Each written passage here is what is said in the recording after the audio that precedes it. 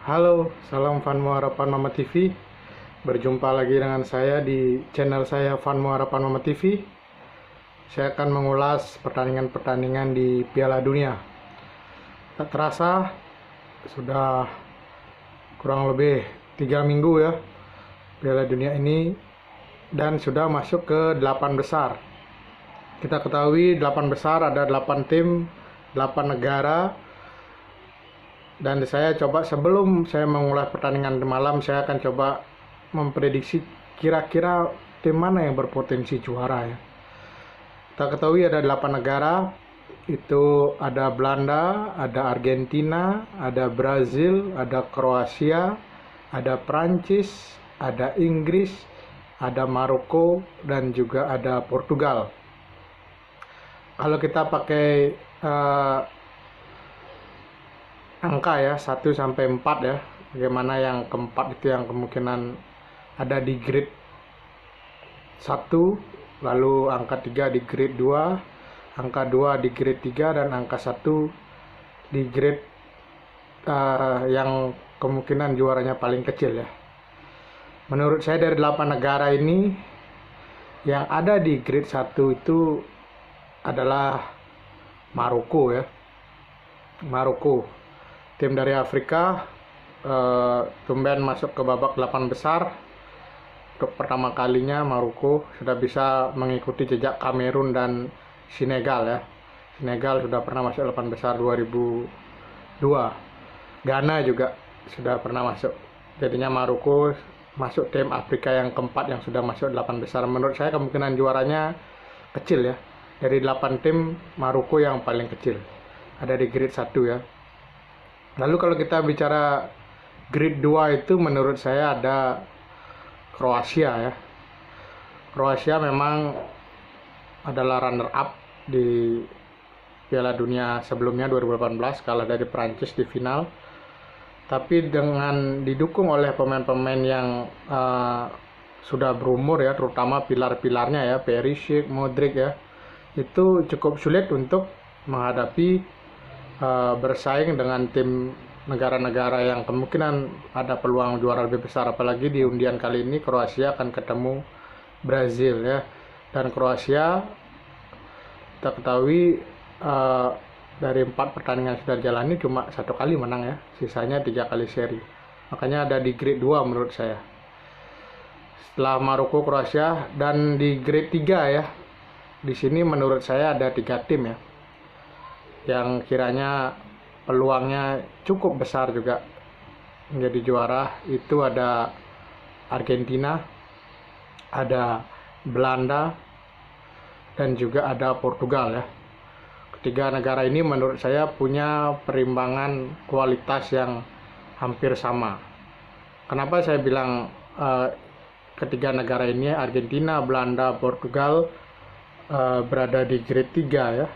Karena menurut saya antara tim inti dan tim cadangannya kualitasnya agak jompang ya. Bagaimana 11 inti dari Belanda, 11 inti dari Argentina, 11 inti dari Portugal. Pemain yang ada di cadangan untuk mengganti itu kualitasnya tidak sama ya.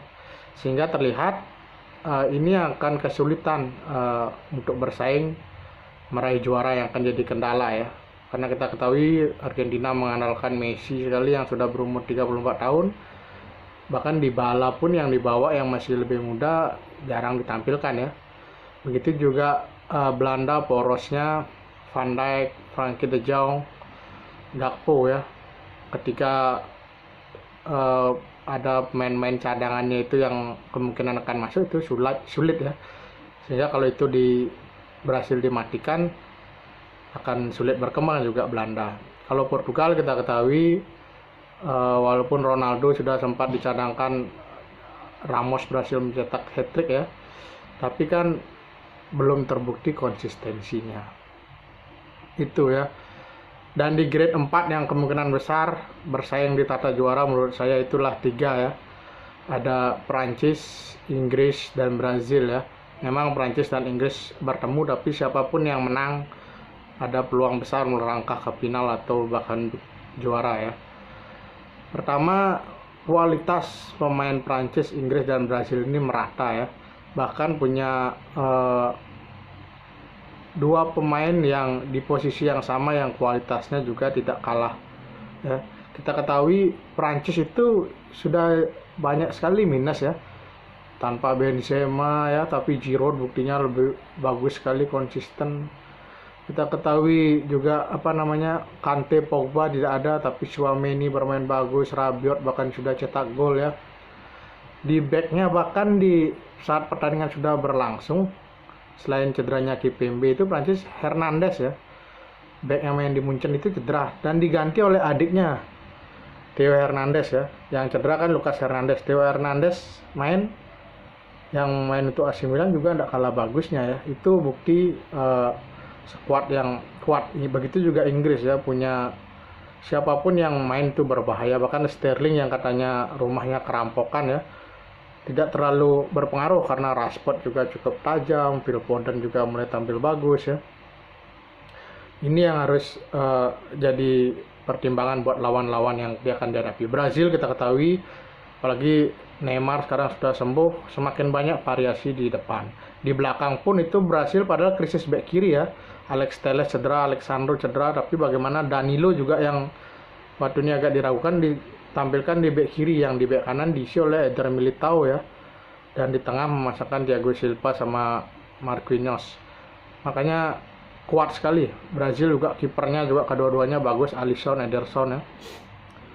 Makanya yang menurut saya yang paling kuat juara itulah Prancis, Inggris, dan Brazil. Masuk ke laga nanti malam, ada dua pertandingan, Brazil versus Kroasia dan Argentina versus Belanda. Saya akan membahas yang pertama dulu, Brazil versus Kroasia ya. Saya kira ini adalah Kroasia adalah makanan empuk Brazil ya. Kenapa saya bilang seperti itu? 4 pertemuan, 3 pertemuan dimenangkan Brazil dan satunya berlakhir seri. Seri terakhir itu tahun 2005 ya. Dan yang terbaru-baru kalah saja Kroasia, bahkan lebih banyak margin 2 gol. 3-1 pernah, di Piala Dunia 2-0 juga pernah ya. Agak mengkhawatirkan Kroasia ketemu Brazil. Belum lagi kalau kita lihat catatan pertandingan ya. Brazil kita ketahui 4 pertandingan di Piala Dunia yang sudah dijalani, 3 ada penyisian, menang 2 kali atas Swiss dan Serbia, kalah dari Kamerun 1-0 dan berhasil membabat Korea Selatan 4-1.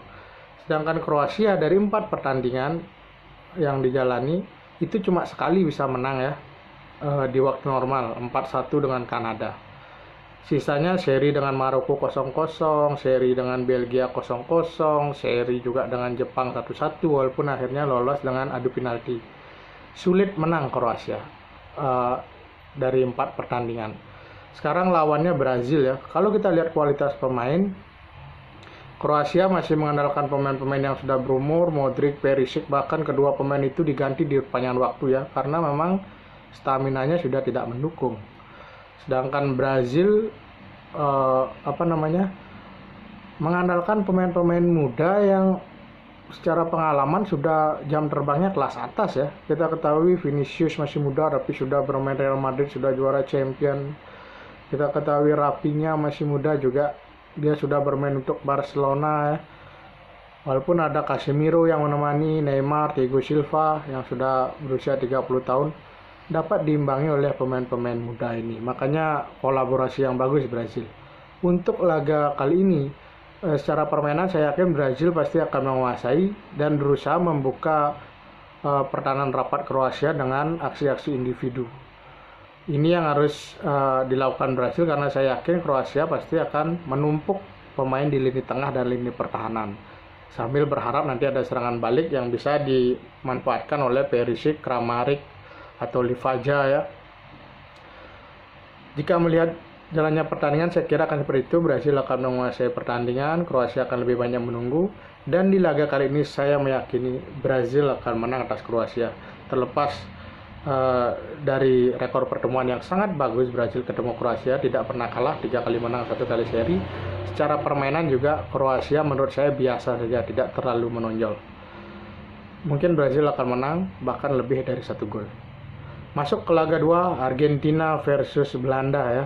ini musuh bebuyutan. Kita ketahui 4 pertandingan Belanda itu 3 kali menang ya. Menang atas Senegal, menang juga atas Qatar, lalu ditahan seri Ekuador, dan terakhir menang juga di babak 16 besar Belanda lawan Australia ya, Belanda. Lalu kalau kita lihat Belanda lawan Amerika menangnya 3-1. Lalu kalau kita lihat Argentina ya, 4 pertandingan terakhir 1 kali kalah, 3 kali menang. Kalah lawan Arab, Argentina menang dari Polandia, dari Meksiko juga menang, dan menang dari Australia juga Argentina. Kita ketahui sejarah pertemuan untuk ukuran tim Amerika dan tim Eropa cukup banyak ya, 9 pertemuan. Tapi Belanda lebih menonjol ya, 4 kali menang atas Argentina, 4 kali seri, dan 1 kali kalah Belanda dari Argentina ya, itu pun sudah lama, tahun 90-an. Kalau kita lihat pernah bertemu di semifinal 2014, itu hasilnya seri 0-0 dan berlanjut ke adu penalti yang dimenangkan oleh Argentina. Makanya saya melihat laga ini ya, jalannya pertandingan, Argentina ini kan masih sangat-sangat mengandalkan Messi ya, Messi sentris pusat permainan. Sedangkan Belanda lebih pada bermain pragmatis ya, bertahan dulu, kuat di belakang, kuat di tengah, baru nanti lewat serangan-serangan balik, lewat umpan-umpan terobosan dari Frankie de Jong atau kedua flanknya, baik itu Dumfries atau Danny Blind, untuk mensupport Gakpo, Memphis Depay mungkin di sana ya. Sisanya akan lebih banyak bermain bertahan menunggu Belanda. Sedangkan Argentina ya sangat mengandalkan Messi. Kita ketahui beberapa kali Messi sudah membuktikan, sudah mencetak 3 gol Messi. Cuma sekarang lawannya Messi juga adalah back-back yang kelasnya kelas papan atas ya. Ada Virgil van Dijk, ada Timber ya. Di tengahnya juga akan ketemu Frankie de Jong. Ini akan menyulitkan buat Messi. Laga ini saya yakin akan ketat dan ada potensi laga ini draw, bahkan berlanjut hingga perpanjangan waktu. Tapi kalau ada pemenang di waktu normal, saya lebih condong memfavoritkan Belanda akan menang di laga ini. Ya, karena jika Argentina masih tetap mengandalkan Messi, kali ini lawannya berat ya. Dalam artian lawannya berat itu 4 pertandingan yang dihadapi Argentina kan ya, lawan-lawannya tidak punya back-back yang tangguh, berbeda dengan Belanda ya, punya pemain-pemain belakang yang tangguh. Perlu ada variasi dari Argentina jika ingin menang. Laga ini saya lihat ada potensi berlanjut ke panjang waktu, draw. Kalaupun ada pemenang di 90 menit, saya mengunggulkan Belanda ya, akan menang dengan skor tipis. Demikian ulasan dari saya. Jangan lupa subscribe Fanmora TV. Salam olahraga.